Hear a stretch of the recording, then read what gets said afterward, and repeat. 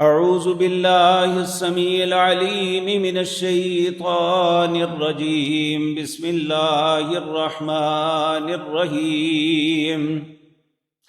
واعتصموا بحبل الله جميعا ولا تفرقوا واذكروا نعمة الله عليكم إذ كنتم أعداء فألف بين قلوبكم فأصبحتم بنعمته إخوانا وكنتم على شفا حفرة من النار فأنقذكم منها كذلك يبين الله لكم آياته لعلكم تهتدون.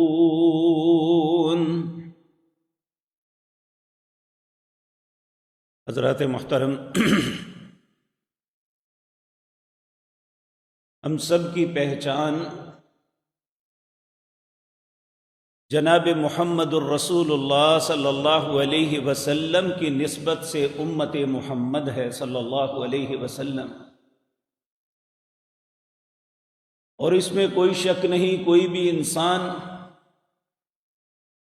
جو اپنے آپ کو مسلمان کہتا ہے یا کہلاتا ہے، اس کی زندگی کا سب سے بڑا فخر یہ ہے کہ وہ رسول اللہ صلی اللہ علیہ وسلم کا امتی ہے. تو میرے عزیز بھائیو، جب ہم جس پاک پیغمبر کی امت میں داخل ہیں، انہوں نے ہمیں زندگی گزارنے کے لیے ایک لائحہ عمل، ایک طریقہ کار عطا کیا جو ان کی اپنی طرف سے نہیں بلکہ اللہ کی طرف سے نازل ہوا تھا. اور اللہ رب العزت نے یہ بات پہلے دن سیدنا آدم کو دنیا میں بھیجنے کے وقت بتائی تھی کہ دنیا میں تمہارے لیے جو آزمائش کے ایام ہیں، اس میں اگر تم اس رہنمائی کو قبول کرو گے جو میں بھیجوں گا، فَإِمَّا يَأْتِيَنَّكُم مِّنِّي هُدًى فَمَنِ اتَّبَعَ هُدَايَ فَلَا يَضِلُّ وَلَا يَشْقَىٰ. جو رہنمائی میں تمہاری طرف بھیجوں گا، جو اس رہنمائی کو قبول کرے گا، نہ وہ گمراہ ہوگا نہ بدبختی اس کا مقدر بنے گی. یہ مختلف اوقات میں اللہ مختلف انبیاء اور رسل پہ رہنمائی نازل فرماتے رہے. جن لوگوں نے اس رہنمائی کو جو اللہ کی طرف سے نازل ہوئی تھی قبول کیا، وہ دنیا میں بھی باعزت ٹھہرے اور آخرت میں بھی اللہ کے مہمان بنے. آج ہم پہ یہ وقت ہے کہ اللہ مالک نے اپنے آخری نبی جناب محمد الرسول اللہ صلی اللہ علیہ وسلم پر جو رہنمائی انسانوں کی ہدایت کے لیے فرمائی، اس کا نام قرآن ہے. قرآن کریم ہماری زندگی کے ہر معاملے میں ہمارا رہنما، ہمارا رہبر ہے. سورۃ بنی اسرائیل میں اللہ فرماتے ہیں، ان ھذا القرآن یہدی للتی ہی اقوم. اے حضرت انسان، اگر کوئی تیری بہترین چیز رہنمائی کر سکتی ہے تو ان ھذا القرآن، وہ قرآن ہے. قرآن کی ایک رہنمائی کے متعلق آج گزارشات کرنی ہے، کیونکہ ہم اس معاملے میں بھٹک چکے ہیں. ہم ایسی بول بلیوں میں الجھ گئے ہیں جس میں ہمارے لیے رستے کا تعین کرنا ہی مشکل ہو گیا ہے. وہ ہے اتحاد اور اتفاق. اللہ رب العزت نے ہم سے تقاضا کیا تھا، بلکہ ہمیں یہ حکم دیا تھا، وَاعْتَصِمُوا بِحَبْلِ اللَّهِ جَمِيعًا وَلَا تَفَرَّقُوا. اے امت اسلام، اے امت محمد الرسول اللہ صلی اللہ علیہ وسلم، اللہ کی رسی کو مضبوطی سے پکڑ لینا. اللہ کی رسی کون سی ہے؟ پیارے نبی جناب محمد الرسول اللہ صلی اللہ علیہ وسلم نے ارشاد فرمایا، یہ قرآن اللہ کی رسی ہے. جب ایک انسان اس قرآن کو تھام لیتا ہے، اسے اپنا رہنما مان لیتا ہے، اس سے اپنی زندگی کے متعلق لایا عمل وصول کرتا ہے، قبول کرتا ہے، تو وہ اس وقت ایک رسی کا سرا اس کے ہاتھ میں ہے، دوسرا اس کے رب کے ہاتھ میں، کہ وہ ڈائریکٹ اپنے رب سے رہنمائی لے رہا ہے. جب ہم قرآن کے آیات کو پڑھتے ہیں، اس کے احکامات کو دیکھتے ہیں، تو یہ دراصل ہمیں ڈائریکٹ مخاطب کیا جا رہا ہے اللہ رب العزت کی طرف سے. جہاں بھی یہ لفظ آتا ہے، یا ایھا الذین آمنوا، اے لوگوں جو ایمان لائے ہو، اس کے مخاطب میں اور آپ ہیں. جو اپنے آپ کو مسلمان کہتے ہیں، جو ایمان کے دعوے دار ہیں، جو محمد الرسول اللہ صلی اللہ علیہ وسلم کے امتی ہونے کا دعویٰ کرتے ہیں، اللہ انہیں ڈائریکٹ خطاب کر رہے ہیں. اور یہ خطاب بھی آج میں نے عرض کرنا ہے، اللہ نے ڈائریکٹ ہم سے کیا ہے. اللہ فرماتے ہیں وَاعْتَصِمُوا بِحَبْلِ اللَّهِ جَمِيعًا.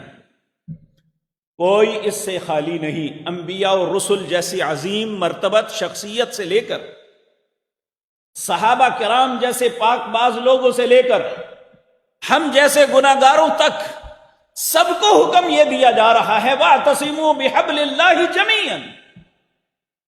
تم سب کے سب اللہ کی رسی کو مضبوطی سے پکڑ لو، وَلَا تَفَرَّقُوا، کبھی بھی متفرق نہ ہونا. تمہاری تفریق جو ہے، تمہاری گمراہی، تمہاری ضلالت اور تمہاری ناکامی کا سبب بن جائے گی. اس کی مثال نبی کریم صلی اللہ علیہ وسلم جب ہجرت کر کے مدینہ منورہ آئے، تو سب سے پہلا بڑا معرکہ حق و باطل جو ہوا تھا، وہ معرکہ بدر تھا. اور جب بدر کی لڑائی کے لیے نکلنا تھا، تو معمولی بات پہ آپس میں تکرار ہو گیا. کچھ لوگ کہنے لگے کہ مدینے میں رہتے ہیں، وہ آئیں گے تو اپنا دفاع کریں گے. کچھ لوگوں کا خیال تھا نہیں، اس طرح ہماری کمزوری ظاہر ہوتی ہے، باہر نکلیں، اللہ ہماری مدد کرے گا. یہ آپس میں کچھ تکرار ہو گیا. آپس میں ان پاک باز نفوس کا، جو سب کے سب مخلص مسلمان اور رسول اللہ کے ساتھی تھے صلی اللہ علیہ وسلم. اللہ رب العزت نے آیتیں اتار دی، اطیعوا اللہ والرسول ولا تنازعوا. اللہ اور اس کے رسول کی بات مانو، جو وہ کہتے ہیں اس پہ سب مطمئن ہو جاؤ. ولا تنازعوا، آپس میں تنازع نہ کرو، اختلاف نہ کرو. اگر تم نے باہمی اختلاف کیا، ایک دوسرے کی رائے سے بھی اختلاف کیا، کیونکہ ایک مشکل مہم پہ جا رہے ہو، کفار کے مقابلے میں ہو، ولا تنازعوا، آپس میں تنازع نہ کرنا. اگر آپس میں یہ تنازع قائم رہا، فتفشلوا وتذهب ريحكم، تمہارے دلوں میں بزدلی پیدا ہو جائے گی اور تمہاری ہوا اکھڑ جائے گی. کفار کے مقابلے میں تمہاری حیثیت ختم ہو جائے گی. یہ بہت بڑا نقصان ہے امت کا، جس میں انسان جو ہے اگر آپس میں متفرق ہو جاتا ہے تو کفار کے مقابلے میں کمزور ہو جاتا ہے، چاہے تعداد کتنی بھی کیوں نہ ہو. یہ پہلے دن اللہ نے قانون بتا دیا ہے، وَلَا تَنَازَعُوا فَتَفْشَلُوا وَتَذْهَبَ رِيحُكُمْ إِنَّ اللَّهَ مع الصابرین. صبر کرنا، اللہ صبر کرنے والوں کا ساتھی ہوتا ہے. اور یہاں بھی یہ سورت آل عمران کی آیت نمبر 103 ہے. اللہ اس میں اپنے احسان کا تذکرہ کرتا ہے کہ وَاذْكُرُوا نِعْمَةَ اللَّهِ عَلَيْكُمْ، اللہ کی اس نعمت کو یاد کرو جو اللہ نے تم پہ کی. اسلام کی وجہ سے یہ نعمت تمہیں عطا کی. وہ کیا تھی؟ کنتم اعداء، تم سب ایک دوسرے کے دشمن تھے، مختلف قبائل سے تعلق تھا، ایک دوسرے کو قتل کرنے سے دریغ نہیں کرتے تھے. اللہ نے اسلام کی وجہ سے فَأَلَّفَ بَيْنَ قُلُوبِكُمْ تمہارے دلوں میں اسلام کی وجہ سے الفت ڈال دی. فَأَلَّفَ بَيْنَ قُلُوبِكُمْ فَأَصْبَحْتُمْ بِنِعْمَتِهِ إِخْوَانًا. اس دین اسلام کی وجہ سے جب تم مسلمان ہوتے جاتے تھے تو جب بھی صبح ہوتی تو تم ایک دوسرے کے بھائی تھے، دشمن نہیں تھے. اور ہم دیکھتے ہیں کہ پہلے وہی لوگ جو صدیوں سے ایک دوسرے کے قتل پہ آمادہ رہتے ہیں، صدیوں سے ایک دوسرے کے مال کو چھیننے پہ آمادہ رہتے، پھر ایک دوسرے کے غمخوار، ایک دوسرے کا احساس کرنے والے ایسے بن گئے. یہ اللہ اپنی نعمت کا اظہار فرما رہے ہیں. وَاذْكُرُوا نِعْمَةَ اللَّهِ عَلَيْكُمْ إِذْ كُنْتُمْ أَعْدَاءً فَأَلَّفَ بَيْنَ قُلُوبِكُمْ فَأَصْبَحْتُمْ بِنِعْمَتِهِ إِخْوَانًا. میرے اس مہربانی کی وجہ سے تم آپس میں بھائی بھائی بن گئے. پھر اللہ فرماتے ہیں وَكُنْتُمْ عَلَى شَفَا حُفْرَةٍ مِّنَ النَّارِ. یہ جب تم متفرق تھے نا، حقیقتاً تم گڑے آگ کے کنارے پہ کھڑے تھے، آگ میں گرنے والے تھے. اسلام نے تمہیں اپنے دامن میں لے کے اختلاف کو ختم کر کے اتحاد اور اتفاق کی وجہ سے تمہیں اس جہنم کے گڑھے سے بچا لیا. تو اتحاد اور اتفاق یہ انسان کو نہ صرف جہنم کے گڑھوں سے بچاتا ہے بلکہ دنیا میں بھی ایک عزت اور شرف والی زندگی عطا کرتا ہے. تو میرے عزیز بھائیو، اللہ رب العزت پھر فرماتے ہیں كَذَلِكَ يُبَيِّنُ اللَّهُ لَكُمْ آيَاتِهِ لَعَلَّكُمْ تَهْتَدُونَ. میں یہ اپنی باتیں تمہارے سامنے، اپنی آیات اس لیے بیان کر رہا ہوں تاکہ تم اس سے رہنمائی حاصل کرو، ہدایت کے رستے کو پالو. اب یہ انڈرسٹوڈ بات ہے کہ ہمارے لیے ایک مسلمان کی حیثیت سے بھائی بھائی بن کے رہنا، آپس میں اتفاق کے ساتھ رہنا، وہ سیاسی اعتبار سے ہو یا مذہبی اعتبار سے، تفرقہ ہمارے مفاد میں نہیں ہے. لیکن نبی مکرم صلی اللہ علیہ وسلم نے فرمایا کہ ان قریب تم بہت سے اختلاف دیکھو گے. آج بھی کچھ لوگ یہ بات کرتے ہیں، وہ اخلاص کے ساتھ کرتے ہیں، بھئی جب اللہ ایک ہے، اس کا رسول ایک ہے، ہمارے لیے کتاب ہدایت ایک ہے، پھر اختلاف کیا ہے؟ تو دو جگہ ایسی ہیں جہاں اللہ بیان کرتے ہیں یہ اختلاف کیوں ہے. ایک جگہ ہے سورۃ آل عمران، اس کی آیت نمبر 5. اللہ فرماتے ہیں هو الذی انزل علیک الکتاب منہ آیات محکمات ہن ام الکتاب واخر متشابہات فاما الذین فی قلوبہم زیغ فیتبعون ما تشابہ منہ ابتغاء الفتنة وابتغاء تاویلہ وما یعلم تاویلہ الا اللہ والراسخون فی العلم یقولون آمنا به کل من عند ربنا وما يتذکر الا اولو الالباب. اللہ فرماتے ہیں هو الذی انزل علیک الکتاب. اللہ وہ ذات پاک ہے جس نے آپ پر یہ کتاب یعنی قرآن نازل کیا. منہ آیات محکمات، اس میں کچھ آیتیں ایسی ہیں محکمات ہیں. عربی زبان میں محکم اس چیز کو کہتے ہیں جس میں تغیر و تبدل نہیں ہو سکتا، اور قرآن کے الفاظ میں تغیر و تبدل کہیں بھی نہیں ہو سکتا، لیکن اس کے ترجمے اور تفسیر کے اندر تغیر و تبدل ہو سکتا ہے. لیکن جو محکم آیتیں ہیں اس میں نہیں ہو سکتا. وَأُخَرُ مُتَشَابِهَاتٌ، کچھ متشابہات ہیں جو انسان کی آزمائش کے لیے اللہ نے نازل کی ہے، اور اللہ نے اس لیے نازل کی کہ انسان کرتا کیا ہے. اللہ فرماتے ہیں فَأَمَّا الَّذِينَ فِي قُلُوبِهِمْ زَيْغٌ، جن بیان کرنے والے علماء صلحاء کے دلوں میں ٹیڑھا پن ہے، دل میں کجی ہے، فَأَمَّا الَّذِينَ فِي قُلُوبِهِمْ زَيْغٌ فَيَتَّبِعُونَ مَا تَشَابَهَ، وہ ان متشابہات کے پیچھے لگ کے لوگوں کو شک میں مبتلا کرتے ہیں۔ مقصد کیا ہے؟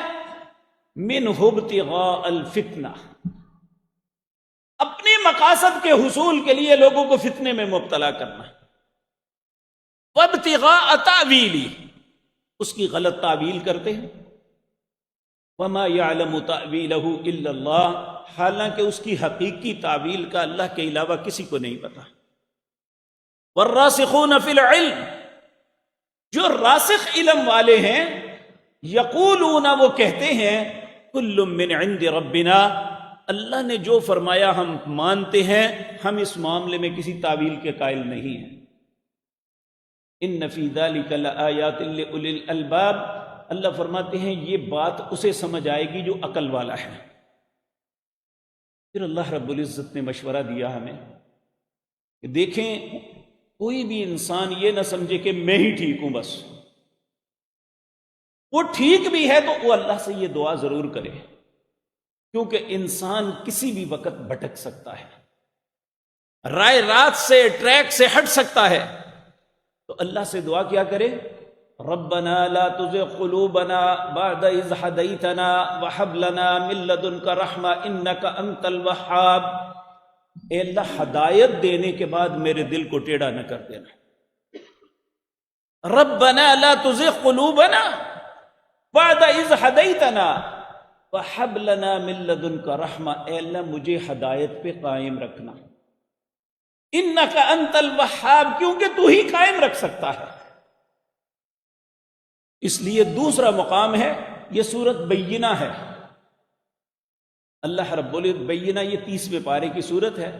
اللہ فرماتے ہیں وما تفرق الذین اوتوا الکتاب الا من بعد ما جاءتهم البینہ، یہ جو لوگ متفرق ہوتے ہیں لا علمی کی وجہ سے نہیں ہوتے، واضح دلائل ہوتے ہیں، حق اور باطل کا پتہ ہوتا ہے، سچ اور جھوٹ کا علم رکھتے ہیں، پھر بھی متفرق ہوتے ہیں۔ اللہ رب العزت ہمیں ان معاملے میں سمجھ عطا فرمائے۔ ایک سادہ مسلمان ہمیشہ یہ بات کرتا ہے اور کرنی بھی چاہیے۔ دیکھیں، ہم ایک جگہ جاتے ہیں، وہاں پہ بھی ممبر پہ کھڑے ہو کے ایک عالم دین جن کی وضاحت ایک اچھی ہے، وہ بھی قرآن کی آیت پڑھتے ہیں، دوسرے بھی اسی طرح پڑھتے ہیں، ایک ایک چیز کو حرام کہہ رہا ہے، دوسرا حلال کہہ رہا ہے، کس کی بات مانے؟ ہم تو تذبذب میں ہیں۔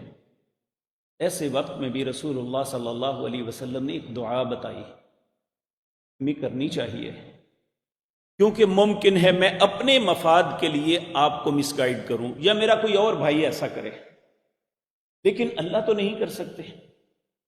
اللہ تو ہماری صحیح رہنمائی فرمائیں گے۔ اللہ نبی کریم نے فرمایا تم ایسے وقت میں جب تذبذب میں ہو کہ کون سی بات سچ ہے اور کون غلط ہے، پھر اللہ سے یہ دعا کرنا، اللہم ارنا الحق حقا وارزقنا اتباعا، اے اللہ مجھے حق اس طرح دکھا دے، مجھے پتہ چل جائے یہ سچ ہے، پھر اس کی اتباع کی توفیق عطا فرما۔ وَأَرِنَا الْبَاطِلَ بَاطِلًا وَارْزُقْنَا اجْتِنَابًا، اور باطل مجھے اس طرح دکھا دے، مجھے پتہ چل جائے یہ جھوٹ ہے، پھر اللہ مجھے اس سے بچنے کی توفیق عطا فرما۔ وَلَا نَلْتَبِسُ عَلَيْنَا، اے اللہ مجھے کبھی بھی اس فتنے میں مبتلا نہ کرنا کہ مجھے پتہ ہی نہ چلے کہ حق کیا ہے اور باطل کیا ہے۔ تو اللہ رب العزت سے ہمیں دعا ایسے حالات میں کرنی چاہیے جب ہم تذبذب میں ہوں کہ آخر کس کی بات مانے اور کس کی نہ مانے۔ اب بحیثیت مسلمان ہم اللہ رب العزت کو اپنا رب مانتے ہیں، اس کی اتباع ہی میں کامیابی ہے، اسی نے ہمارے متعلق فیصلہ کرنا ہے کہ کون حق پہ ہے اور کون باطل پہ ہے۔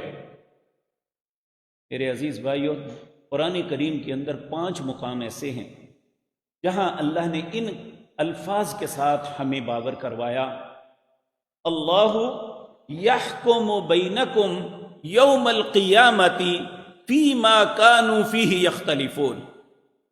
اللہ فیصلہ کریں گے. اللہ یحکم، اللہ تمہارے درمیان فیصلہ کریں گے یوم القیامت، قیامت کے دن، فیما کانوا فیہ یختلفون، ان باتوں کے معاملے میں جن میں تم اختلاف کرتے ہو.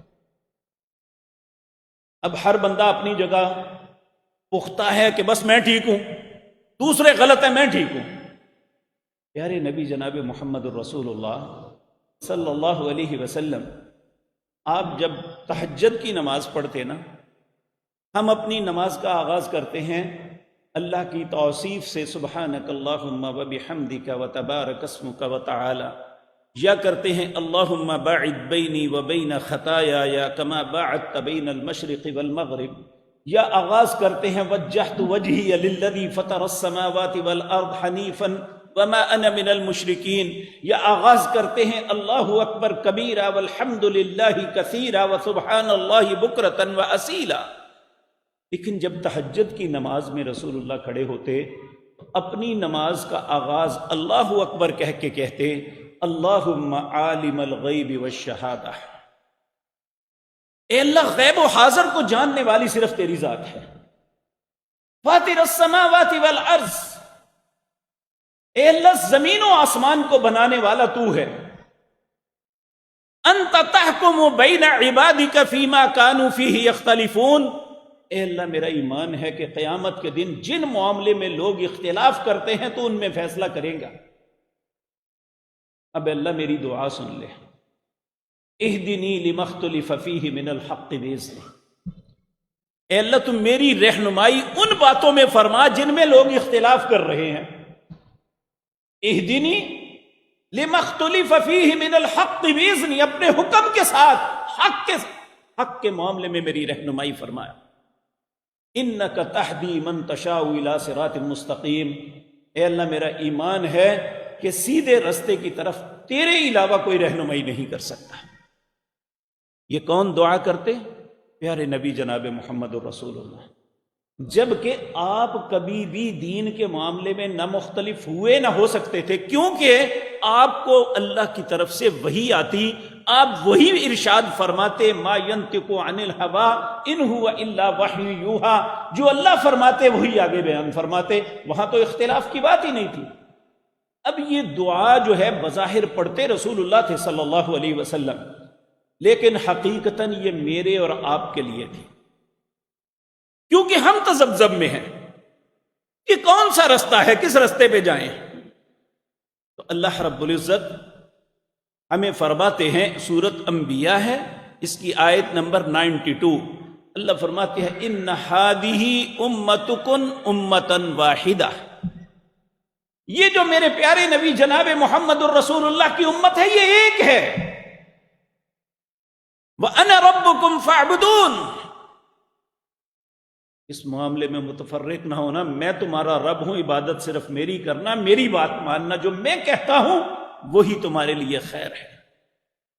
تو اللہ یہ بات ہمیں سمجھنے کی توفیق عطا فرمائے.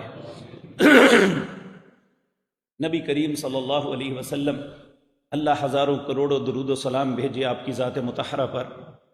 آپ نے ایک بات فرمائی، سیدنا ابو ہریرہ رضی اللہ تعالیٰ عنہ اس حدیث کے راوی ہیں. آپ فرماتے ہیں پیارے نبی صلی اللہ علیہ وسلم نے فرمایا ان اللہ یرضی لکم ثلاثا، اللہ تمہاری تین باتوں میں بہت راضی ہوتا ہے، بڑا خوش ہوتا ہے. وَيَكْرَهُ لَكُمْ ثَلَاثًا، اور تین باتوں سے نفرت کرتا ہے، ناراض ہوتا ہے. اور جن تین باتوں پہ اللہ راضی ہوتے ہیں وہ کیا ہیں؟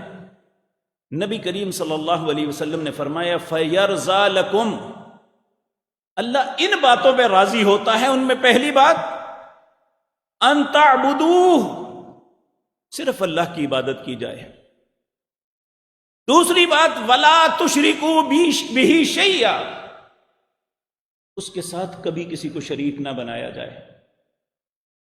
تیسری بات وَأَن تَعْتَصِمُوا بِحَبْلِ اللَّهِ جَمِيعًا وَلَا تَفَرَّقُوا،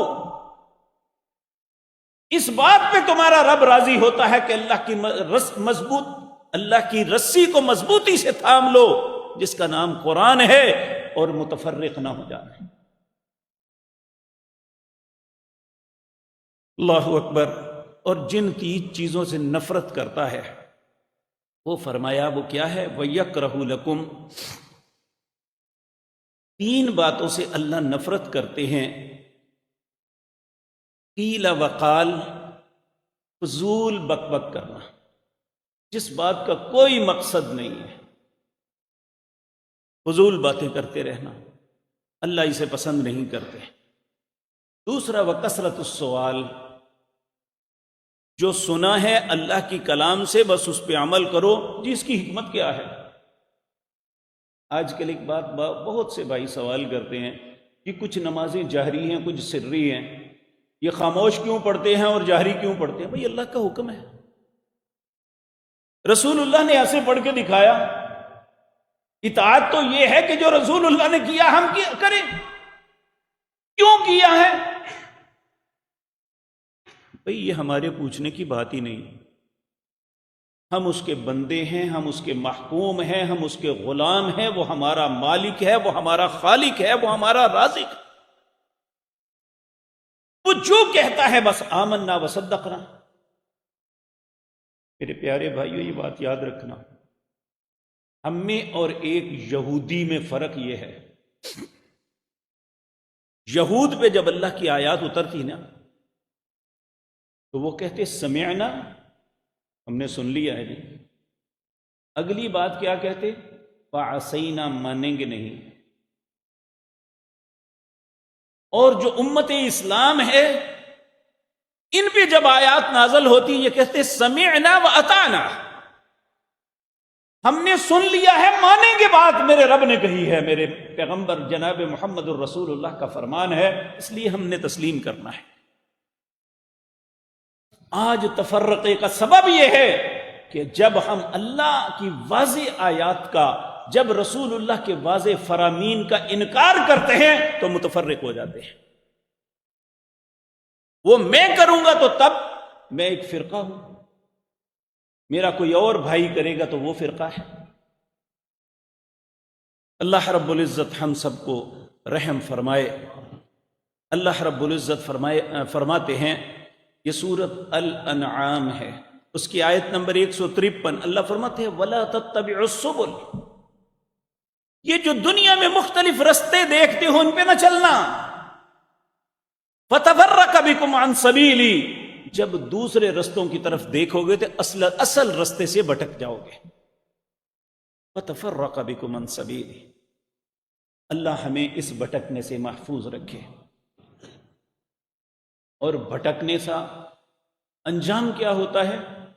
اللہ رب العزت فرماتے ہیں ان الذین فرقوا دینہم وکانوا شیعا لست منہم فی شیء انما امرہم الی اللہ ثم ینبئہم بما کانوا یفعلون، جنہوں نے دین کے اندر تفرقے پیدا کیے، الگ الگ جماعتیں بنا لی، وکانوا شیعا، اور گروہوں میں بٹ گئے، لست منہم فی شیء، یہ کسی چیز پہ نہیں ہے، انما امرہم الی اللہ، اے میرے پاک پیغمبر ان کا معاملہ میرے سپرد کرو، میں ان سے پوچھوں گا۔ ثم ینبئہم بما کانوا یفعلون، پھر میں بتاؤں گا یہ کیا کرتے رہے دنیا میں، اسلام کے نام پہ کیا کرتے رہے۔ لیکن میرے پیارے بھائیو یہ بات ذہن میں رکھے،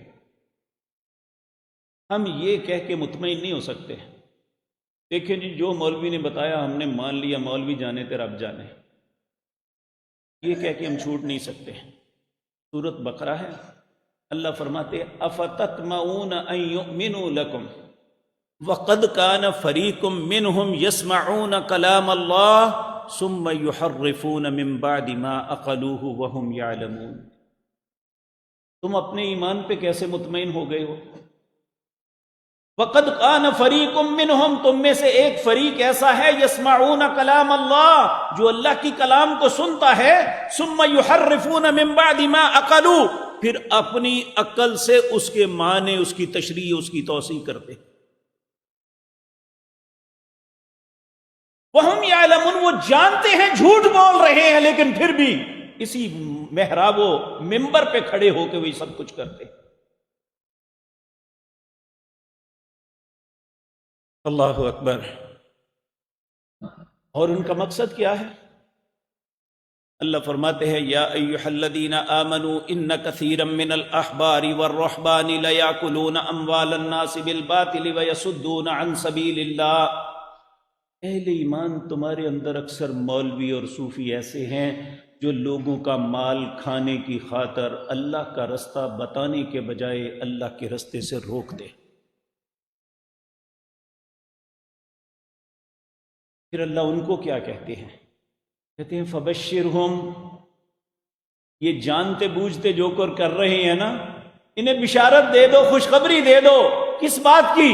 عذاب العلیم، دردناک عذاب کی۔ اور دوسرا، سورۃ احزاب کی آخری رکوع کے اندر اللہ رب العزت فرماتے ہیں یوم تقلب وجوہہم فی النار، اس دن کچھ لوگ ایسے ہوں گے جن کے چہروں کو جہنم کے اندر پلٹ پلٹ کے داغا جائے گا۔ اس وقت اور حسرت اور افسوس سے کہیں گے یا لیتنا اطعنا اللہ و اطعنا الرسول، کاش ہم اللہ اور اس کے رسول کی اطاعت کر لیتے۔ پھر وہ اپنا عذر پیش کریں گے وقالوا ربنا انا اطعنا سادتنا وکبراءنا فاضلونا السبیل، اے اللہ یہ ہمارے مولوی پیر امام، یہ ہمارے بڑے سردار تھے، ہمارے مملکت کے حکمران تھے۔ وقالوا ربنا انا اطعنا سادتنا، ہم نے ان کی بات مان لی، فاضلونا السبیل، انہوں نے ہمیں گمراہ کیا، اس لیے ربنا آتہم ضعفین من العذاب فلعنہم لعنا کبیرا، اے اللہ ان پہ دگنا عذاب کر، ان پہ لعنت ڈال، بہت بڑی لعنت۔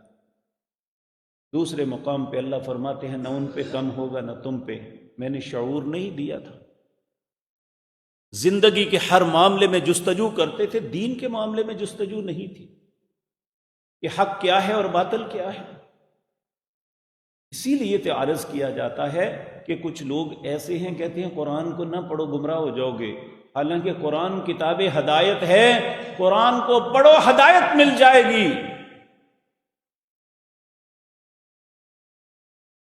وہ اس لیے کہتے ہیں کہ قرآن پڑھ لیا تو یہ ہمارے ڈربے سے نکل جائیں گے۔ العیاذ باللہ، اللہ ہم سب کو۔ میرے عزیز بھائیوں، نبی کریم صلی اللہ علیہ وسلم ایک غزوے میں تھے۔ یہ تفرقہ اتنی بری چیز ہے۔ غزوے میں تھے تو ایک مہاجر نے، حضرت جابر بن عبداللہ اس حدیث کو روایت کرتے ہیں کہ ایک مہاجر نے ایک انصار کو پیچھے سے ٹانگ ماری، وہ منہ کے بل گر پڑا، تو جو انصار تھے انہوں نے آواز دی یا معاشر الانصار، اے انصار کی جماعت ادھر آؤ، ہم پہ ظلم ہو گیا۔ اور مہاجرین نے اپنے لوگوں کو آواز دے دی یا معاشر المہاجرین، اے مہاجرین کی جماعت ادھر آؤ، یہ ہماری لڑائی ہونے لگی ہے۔ فسمع ذاک رسول اللہ صلی اللہ علیہ وسلم، جب یہ دونوں نے آواز دی تو یہ آواز رسول اللہ نے سن لی صلی اللہ علیہ۔ فقال، پیارے نبی فرمانے لگے ما بال دعوی الجاہلیہ، یہ جاہلیت کی پکار کس نے پکاری ہے؟ یہ جہالت کی بات کس نے کی ہے؟ قالوا، لوگوں نے کہا یا رسول اللہ، قصع رجل من المہاجرین رجل من الانصار، ایک مہاجر آدمی نے ایک انصار کو مارا ہے، اس لیے دونوں اپنے اپنے لوگوں کو بلا رہے ہیں۔ فقال رسول اللہ صلی اللہ علیہ وسلم دعوها فإنها منتنة، بھئی جاہلیت کی پکار چھوڑو، یہ گندی اور غلیظ بات ہے، تم اپنوں کو بلا کے ایک دوسرے سے لڑائی کا سوچ رہے۔ آپ دیکھیں مسلمانوں کا ان افتراق نے کتنا نقصان کیا ہے۔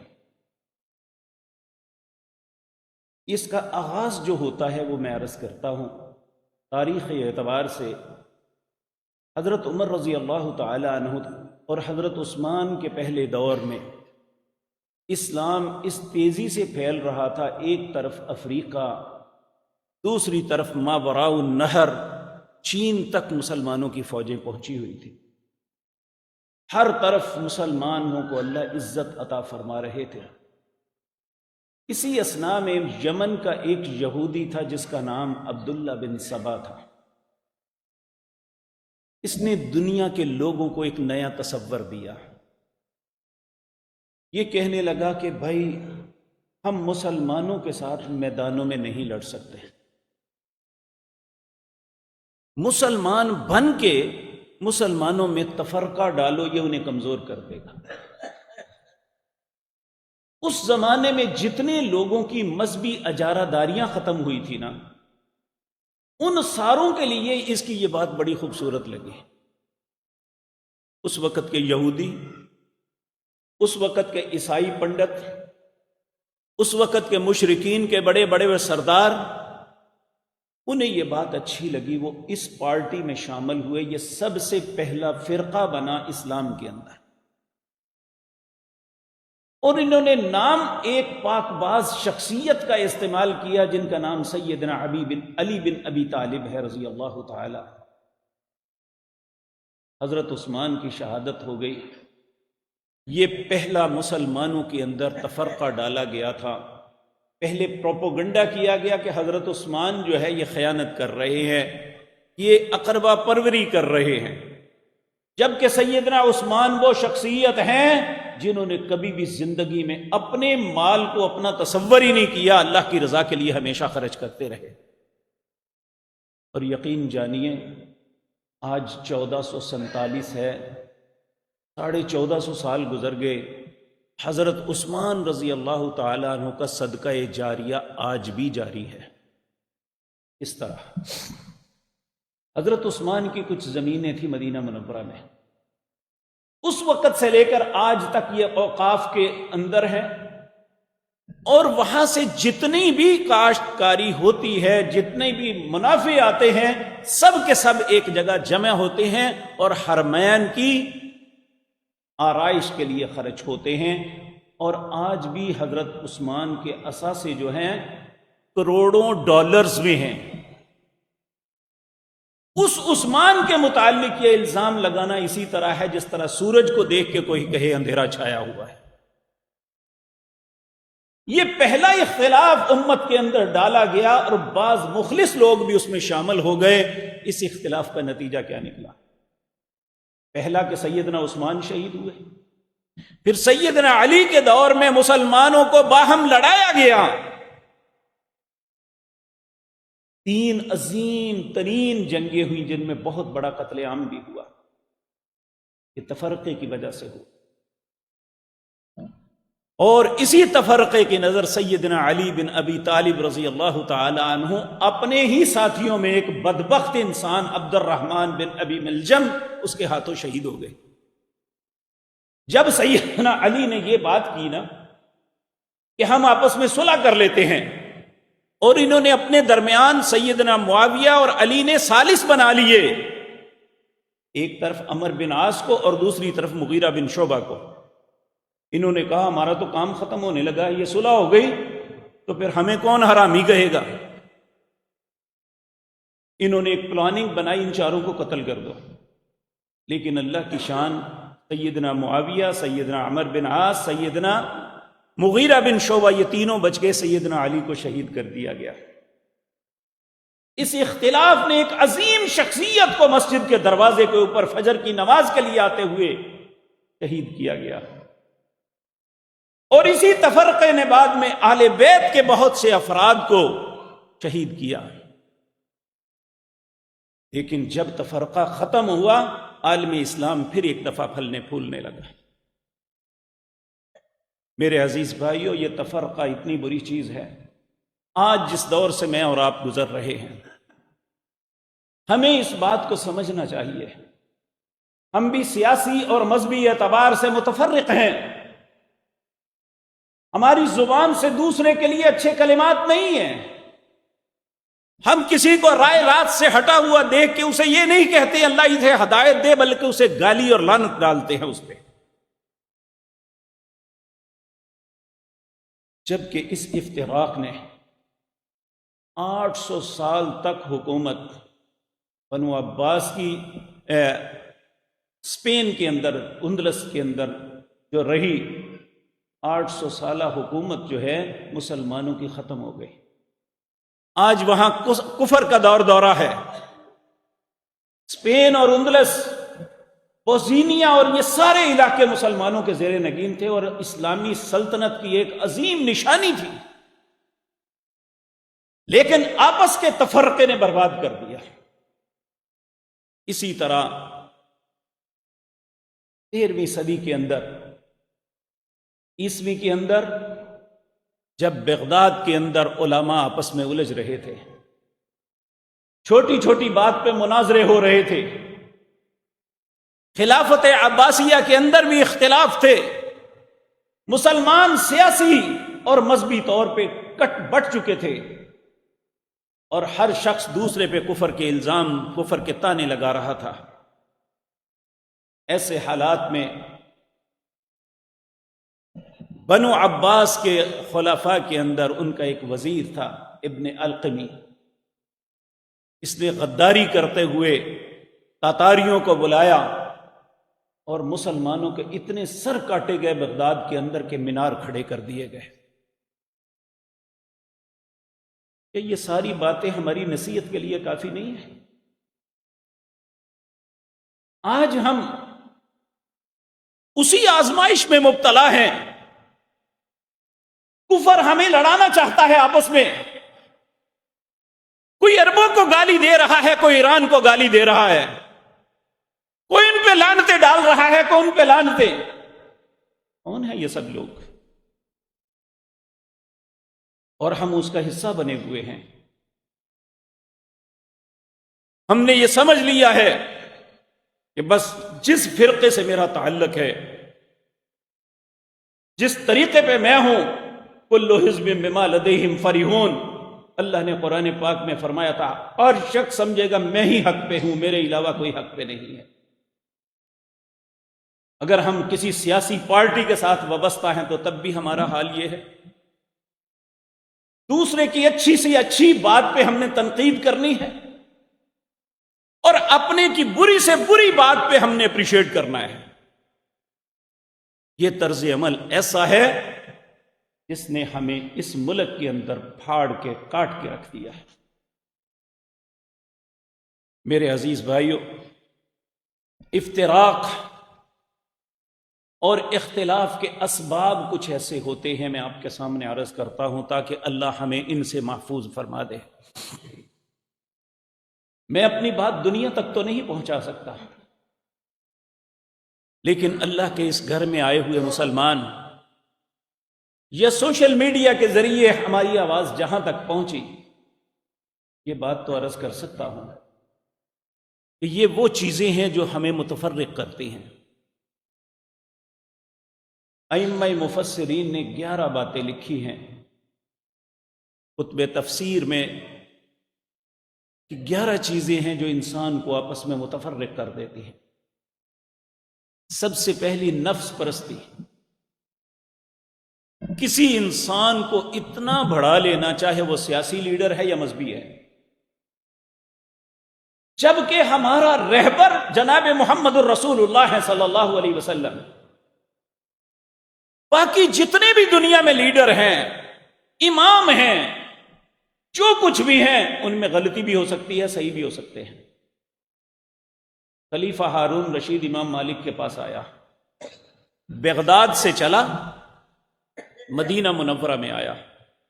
امام مالک بن انس وہ شخصیت تھے جنہوں نے 40 سال تک مسجد نبوی کے اندر بحیثیت امامت کروائی، منبر رسول پہ کھڑے ہو کے خطبہ دیا، اور ایک کتاب حدیث کی لکھی جسے موطا امام مالک کہتے ہیں، وہ پڑھاتے تھے لوگوں کو، رسول اللہ کے فرمان لوگوں کو بتاتے تھے. بنو عباس کا خلیفہ ہارون رشید، جو بہت بڑا نام ہے، وہ آیا، کہنے لگا اے امام وقت، میں آپ کی خدمت میں ایک اجازت طلب کرنے کے لیے آیا ہوں۔ انہوں نے فرمایا کیا اجازت لینی ہے؟ کہا آپ کی کتاب موطا امام مالک کو بطور قانون میں عالم اسلام میں نافذ کرنا چاہتا ہوں، آپ مجھے اجازت دیجیے۔ اب سوچیں ہم جیسے انسان کو یہ بات کہی جاتی تو اس کا کیا جواب ہوتا؟ یہ ضرور کریں، میں نے بڑی محنت کی ہے اس پہ۔ لیکن امام مالک نے کیا کہا؟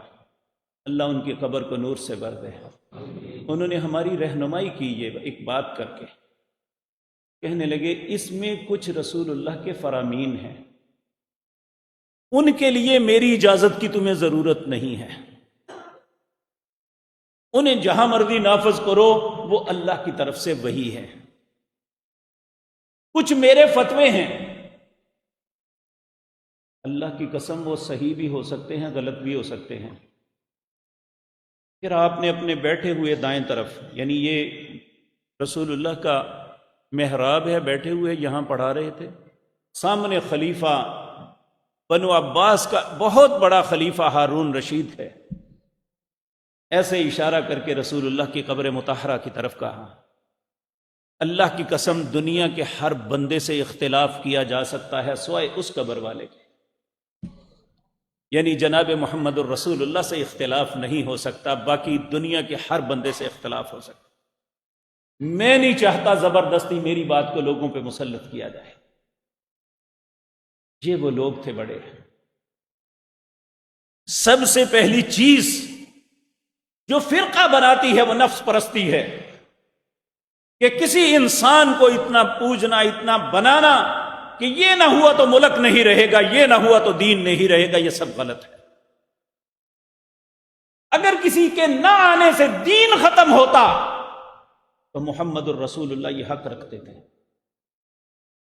جب اللہ کے رسول صلی اللہ علیہ وسلم اس دنیا سے تشریف لے گئے، آپ کا جسم اطہر پڑا ہوا ہے، لوگ اس بات میں مختلف ہیں۔ حضرت عمر نے تلوار نکالی ہوئی ہے، جس نے کہا رسول اللہ فوت ہو گئے میں اس کی گردن اتار دوں گا۔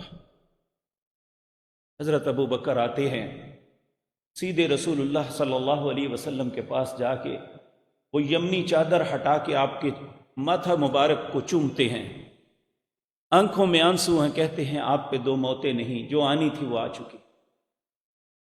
پھر واپس آئے، ممبر رسول پہ کھڑے ہوئے، مسجد نبوی میں ایک شور مچا ہوا ہے، اور وہاں کھڑے ہو کے اللہ کی حمد و ثنا، پہلے لوگوں کو چپ کروانے کے لیے کہا خاموش ہو جاؤ، عمر خاموش ہو جاؤ، کوئی خاموش نہیں ہو رہا۔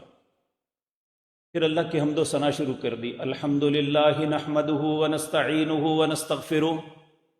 جب اللہ کی حمد و ثنا سنی تو سب خاموش ہو گئے۔ پھر آپ نے کچھ باتیں اپنی طرف سے کی اور ایک قرآن کی آیت پڑھی، کہنے لگے من کان یعبد محمدا فإن محمدا قد مات ومن کان یعبد اللہ فإن اللہ حی لا يموت۔ جو تم میں سے نبی کریم کی عبادت کرتا تھا وہ سمجھ لے اس کا خدا فوت ہو گیا، جو اللہ کی عبادت کرتا تھا وہ ہمیشہ زندہ ہے۔ پھر قرآن کی آیت پڑھی وما محمد الا رسول قد خلت من قبلہ الرسل افإن مات او قتل انقلبتم على اعقابکم ومن ينقلب على عقبیہ فلن یضر اللہ شیئا۔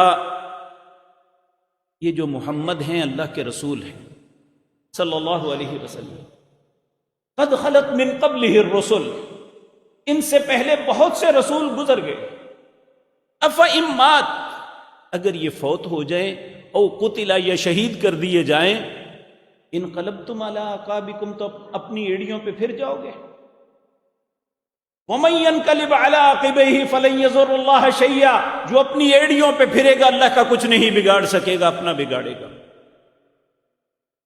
اس کائنات کے سب سے عظیم لیڈر اگر دنیا سے گئے تو اللہ نے یہ آیت اتاری،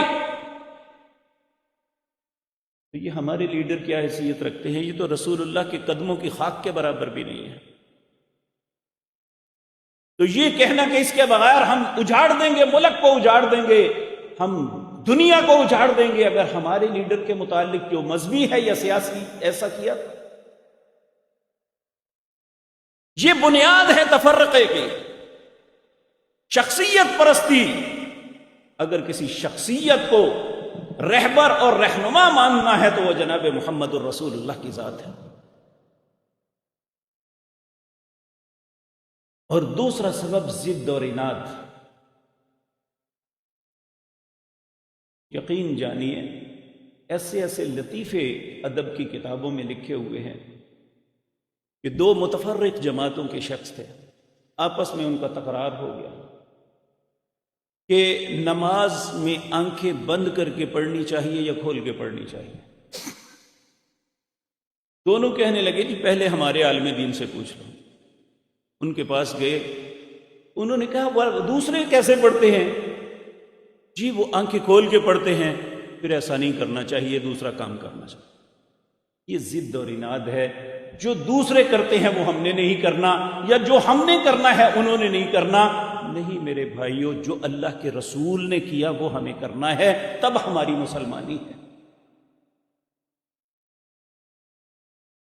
اور تیسرا ہے حسد،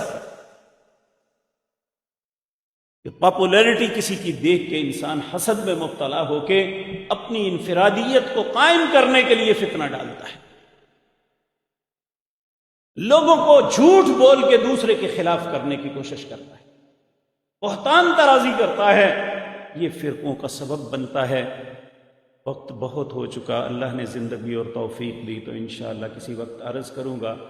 تو یہ بات یاد رکھیں، آج کی مجلس میں میرے اور آپ کے لیے سبق یہ ہے کہ اس امت کی بقا، اس امت کی عزت اور اللہ کے ہاں پسندیدگی ہماری اتحاد اور اتفاق میں ہے، ہمارے تفرقے کے اندر ہماری ذلت ہے۔ اللہ رب العزت اس امت کو ذلت سے محفوظ رکھے، ہم سب کو اتفاق اور اتحاد کے ساتھ زندہ رکھے۔ اللہ کے نبی صلی اللہ علیہ وسلم جب مسلمانوں کے لیے دعا کرتے، اللہم اغفر لجمیع المسلمین والمسلمات والمؤمنین والمؤمنات الاحیاء منہم والاموات اللہم الف بین قلوبہم واصلح ذات بینہم۔ اللہ کے نبی نے سب کے لیے کہا، اے اللہ جتنے مسلمان مرد ہیں، جتنی مسلمان عورتیں ہیں، اے اللہ سب کو معاف کر دے۔ اے اللہ جتنے مومن مرد ہیں اور جتنی مومنہ عورتیں ہیں، اے اللہ سب کو معاف کر دے۔ اللہم الف بین قلوبہم، اے اللہ ان کے دلوں میں الفت ڈال دے۔ وَأَصْلِحْ ذَاتَ بَيْنِهِمْ، اے اللہ ان کے درمیان جتنے معاملے ہیں، اختلاف کا سبب ہیں، اے اللہ سب کی تو اصلاح فرما دے۔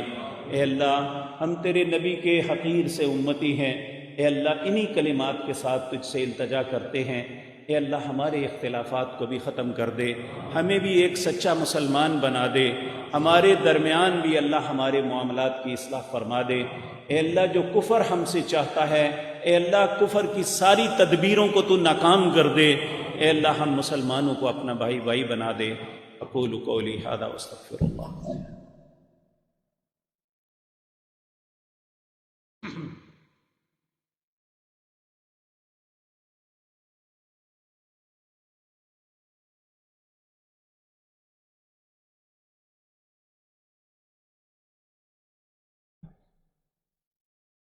ان الحمد لله نحمده ونستعينه ونستغفره ونعوذ بالله من شرور انفسنا ومن سيئات اعمالنا، من يهده الله فلا مضل له ومن يضلل فلا هادي له، واشهد ان لا اله الا الله وحده لا شريك له، واشهد ان محمدا عبده ورسوله۔ اما بعد فاعوذ بالله السميع العليم من الشيطان الرجيم، بسم الله الرحمن الرحيم۔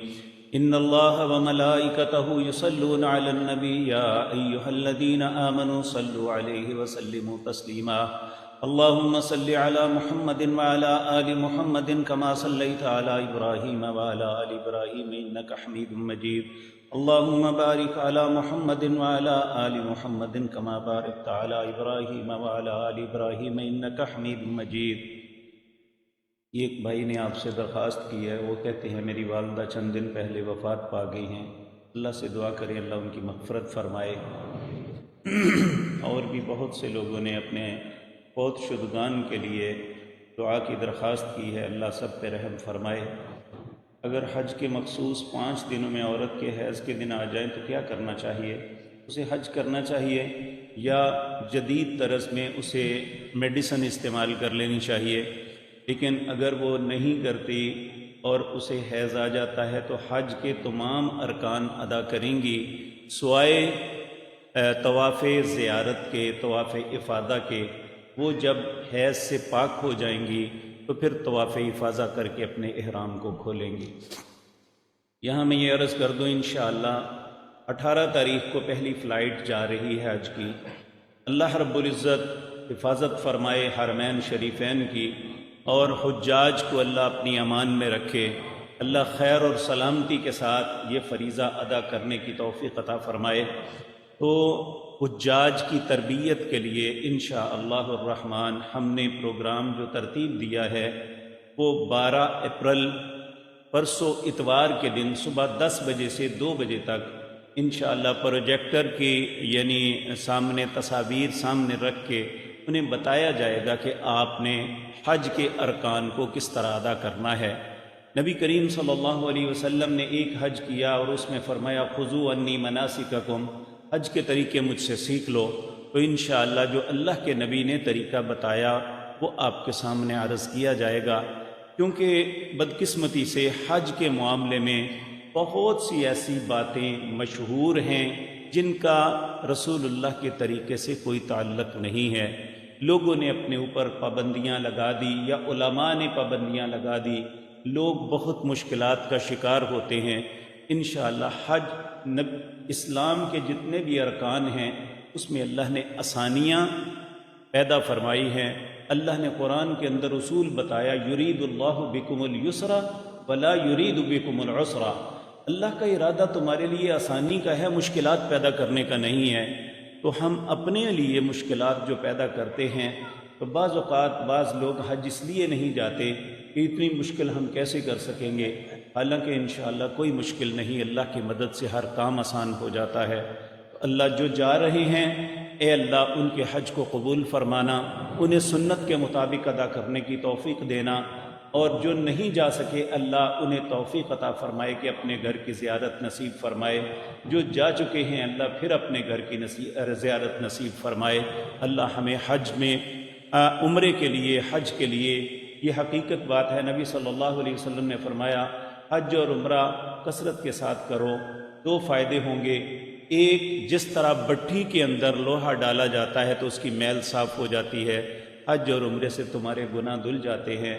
جب انسان حج کر کے واپس آتا ہے اور اگر اس کا حج مقبول ہے تو اس طرح ہوتا ہے جس طرح آج ہی اس کی ماں نے جنا۔ اور دوسرا فائدہ یہ ہوتا ہے اللہ حج اور عمرے کی برکت سے اس کے رزق میں اضافہ فرما دیتے ہیں۔